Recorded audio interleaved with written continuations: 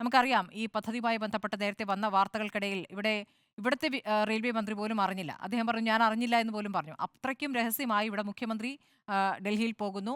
കെ.വി. തോമസുമായി പോയിട്ടാണ് മന്ത്രിയെ കാണുന്നത്. അതിനുശേഷം അതിനുള്ള ഉറപ്പുകൾ ലഭിക്കുന്നു. അതിനുശേഷമാണ് നമ്മുടെ റെയിൽവേ മന്ത്രി പോലും സംസാരിച്ചത്. അപ്പോൾ താരതമ്യേന കുറച്ച് സ്ഥലം എടുത്താൽ മതി. അത് കെ റെയിൽ പൊള്ളിയതുപോലുള്ള സാഹചര്യം വരുന്നില്ല എന്നുള്ളതാണ് അതിൽ പറയുന്ന കാര്യം. അത് 4 ഘട്ടങ്ങളായി പൂർത്തിയാക്കുമെന്ന് പറയുന്നു. ആദ്യഘട്ടം തിരുവനന്തപുരം തൃശ്ശൂരാണ്. പിന്നീട് തൃശ്ശൂർ ടു കോഴിക്കോട്, പിന്നെ കോഴിക്കോട് ടു കണ്ണൂർ, പിന്നീട് കണ്ണൂർ ടു കാസർഗോഡ്. ഇപ്പോൾ ഏത് പാത വരുമ്പോഴും കാസർഗോഡിനെ ഒഴിവാക്കുക എന്നുള്ളത് ശരിയായ രീതിയല്ല. കാസർഗോഡും കേരളത്തിന്റെ ഭാഗമാണല്ലോ. അപ്പോൾ കണ്ണൂർ വരെ എന്നുള്ളത് ശരിയായ രീതിയല്ല എന്നുള്ള വലിയ രീതിയിൽ തന്നെ പ്രതികരണം വന്ന കാര്യമാണ്. അത് യഥാർത്ഥത്തിൽ അത് ശരിയാണ്. കാസർഗോഡിനെ കൂടി ഉൾപ്പെടുത്തിയാകണം. ശ്രീധരൻ പറയുന്ന കാര്യം നോക്കൂ. ഇത് സംസ്ഥാന സർക്കാരിന് വലിയ തെറ്റിദ്ധാരണയാണ്. ഈ പദ്ധതി എന്നുള്ള തെറ്റിദ്ധാരണയാണെന്ന് അദ്ദേഹം പറയുന്നത്. അദ്ദേഹം പറയുന്നത് ഈ മണ്ടൻ തീരുമാനം എന്ന് തന്നെ പറയുന്നു. ഗ്രാമങ്ങളിൽ നിന്നും നഗരങ്ങളിലേക്ക് ചെറുദൂരങ്ങളിൽ അനുയോജ്യമായ RRTS അതിവേഗ സർവീസിന് പര്യാപ്തമല്ല എന്നാണ് അദ്ദേഹം പറയുന്നത്. സാങ്കേതികമായി നടപ്പാക്കാൻ ബുദ്ധിമുട്ടാണ് എന്ന് അദ്ദേഹം പറയുന്നു. ബജറ്റിന് തലേ ദിവസം പ്രഖ്യാപിച്ചതിനെ അദ്ദേഹം രാഷ്ട്രീയമായി തന്നെ ചോദിക്കുന്നതാണ്. അത് മന്ത്രിസഭ അംഗീകാരം നൽകിയത് അതിന് പിന്നിൽ തെരഞ്ഞെടുപ്പാണ് എന്ന് അദ്ദേഹം പറയുന്നു. പ്രാരംഭ പ്രവർത്തനത്തിൽ ബജറ്റിൽ 100 കോടി രൂപ നീക്കിവെക്കുകയും ചെയ്തിരുന്നു. എന്നാൽ അതേസമയം അതിവേഗ റെയിൽ ലൈൻ പദ്ധതിയുമായി താൻ മുന്നോട്ട് പോകുമെന്നാണ് ശ്രീധരൻ പറയുന്നത്. ഇന്ന് ശ്രീധരൻ കാണിച്ച രാഷ്ട്രീയമല്ലേ? അതെ, രാഷ്ട്രീയമാണ് ഞാൻ പറഞ്ഞത്. അദ്ദേഹം പറയുന്ന രാഷ്ട്രീയമാണ് ഞാൻ പറഞ്ഞത്. അതെ, ഞാൻ ശ്രീധരന്റെ രാഷ്ട്രീയമാണ് പറയുന്നത് സുനിൽ. ശ്രീധരനും രാഷ്ട്രീയം ഇതിൽ പറയുന്നുണ്ട്. അദ്ദേഹം പറയുന്നത് ഇത് സംസ്ഥാന സർക്കാർ എന്തുകൊണ്ട് ഈ സമയത്ത് പറഞ്ഞു എന്നത് അദ്ദേഹം വിശദീകരിക്കുകയാണ്. പിന്നെ അദ്ദേഹം പറയുന്നു എന്റെ പദ്ധതിക്ക് അനുമതിയുണ്ട്, ഞാൻ അതിന്റെ പരിപാടികളുമായി DPR പൂർത്തിയാക്കാൻ പോകുന്നു.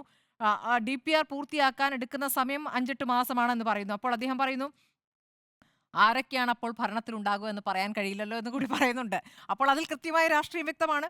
അത് അദ്ദേഹം വിശദീകരിക്കുന്നുമുണ്ട്. ഇനി ഇതുമായി ബന്ധപ്പെട്ട് നമുക്ക് കെ.വി. തോമസ് പറഞ്ഞും കൂടി ഇതിൽ നോക്കണം. കെ.വി. തോമസ് പറയുന്നത് ശ്രീധരനുമായ തർക്കത്തിനേ ഇല്ല എന്നാണ്. അദ്ദേഹം ഇതിൽ നടുക്ക് നിന്ന് ഈ ചർച്ചകൾ മുന്നോട്ട് കൊണ്ടുപോകാൻ ശ്രമിക്കുന്ന ആളാണ് എന്നുള്ളതുകൊണ്ട് അദ്ദേഹം പറയുന്നു കേരളത്തിന് അതിവേഗ റെയിൽ വേണം. ശ്രീധരന്റെ ആശയത്തെ എതിർക്കുന്നില്ല എന്ന് അദ്ദേഹം പറയുന്നു.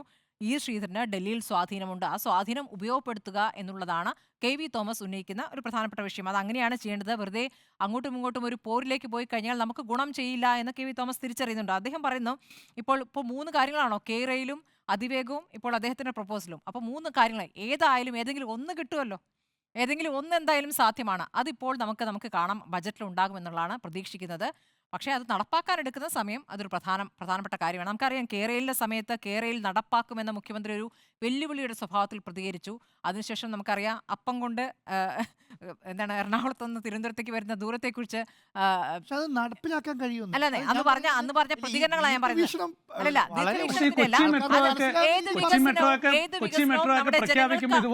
വേണ്ടിയാകണം സുനിൽ, ജനങ്ങൾക്ക് വേണ്ടിയാകണം. അപ്പൊ അതൊരു വെല്ലുവിളിയുടെ സ്വഭാവത്തിലുള്ള ഭാഷയൊക്കെ ഉപയോഗിക്കുമ്പോഴാണ് പ്രശ്നം വരിക. അതാണ് കേരളീയ കാര്യത്തിൽ സംഭവിച്ചത്.